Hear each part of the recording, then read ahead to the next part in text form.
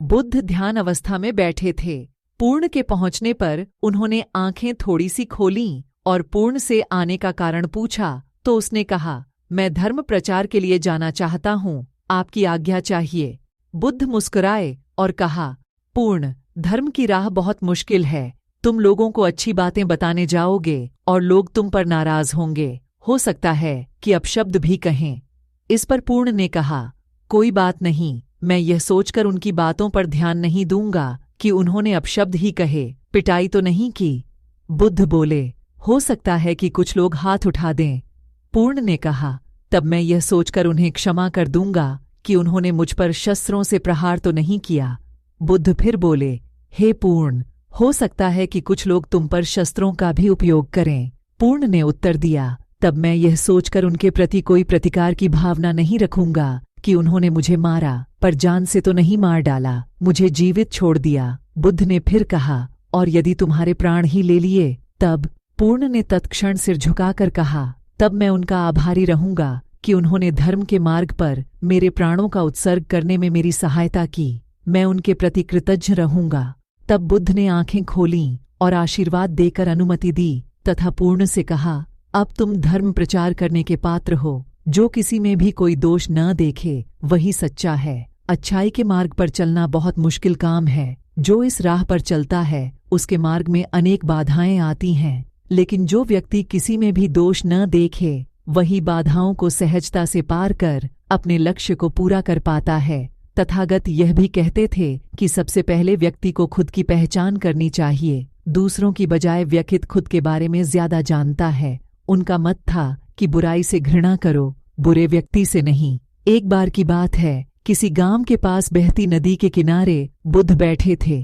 किनारे पर पत्थरों की भरमार थी, पर छोटी सी वह नदी अपनी तरल धारा के कारण आगे बढ़ती ही जा रही थी। बुद्ध ने विचार किया कि यह छोटी सी नदी अपनी तरलता के कारण कितनों की प्यास बुझाती है, लेकिन भारी भरकम पत्थर एक ही स्थान पर पड़े रहते हैं और दूसरों के मार्ग में बाधक बनते रहते हैं। इस घटना की सीख यह है कि दूसरों के रास्ते में रोड़े अटकाने वाले खुद कभी आगे नहीं बढ़ पाते, परंतु जो दूसरों को सद्भाव और स्नेह देता है वह स्वयं भी आगे बढ़ जाता है। बुद्ध ऐसे ही विचारों में मग्न थे कि तभी उन्होंने ग्रामीणों की एक भीड़ को अपनी ओर आते देखा। बड़ा शोर था और लोग किसी युवती के प्रति अपशब्द बोल रहे थे। तथागत ने देखा कि लोग एक युवती को घसीट कर ला रहे थे और उसको गाली भी दे रहे थे। भीड़ के नजदीक आने पर बुद्ध ने लोगों से युवती को पीटने और अपशब्द कहने का कारण पूछा। लोगों ने कहा कि यह स्त्री व्यभिचारी है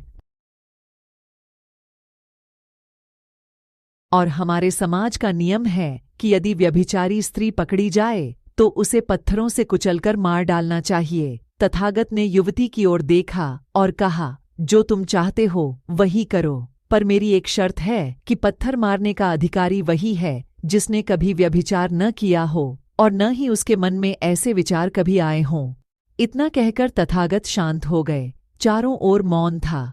कुछ समय बाद लोगों की भीड़ मन में पश्चाताप का भाव लिए हुए वहां से विदा हो गई। इस घटना से यही सत्य उभरता है कि हम खुद अपने प्रति न्याय कर सकते हैं, दूसरों के प्रति नहीं, क्योंकि हमारी जानकारी दूसरों के विषय में अधूरी होती है। यदि हम किसी के प्रति न्याय करना चाहते हैं तो उसे ऐसा प्यार और स्नेह मिलना चाहिए कि खुद ही अपने दोषों को स्वीकार कर ले और उन्हें पुनः न दोहराने का व्रत ले। अच्छाई के मार्ग पर चलना बहुत मुश्किल काम है। जो इस राह पर चलता है उसके मार्ग में अनेक बाधाएं आती हैं, लेकिन जो व्यक्ति किसी में भी दोष न देखे वही बाधाओं को सहजता से पार कर अपने लक्ष्य को पूरा कर पाता है। तथागत यह भी कहते थे कि सबसे पहले व्यक्ति को खुद की पहचान करनी चाहिए। यदि हम किसी के प्रति न्याय करना चाहते हैं तो उसे ऐसा प्यार और स्नेह मिलना चाहिए कि खुद ही अपने दोषों को स्वीकार कर ले और उन्हें पुनः न दोहराने का व्रत ले। इस प्रकार हमारी कहानी यहीं पर समाप्त होती है। अगर आपको कहानी पसंद आती है तो वीडियो को लाइक करें और चैनल को सब्सक्राइब करें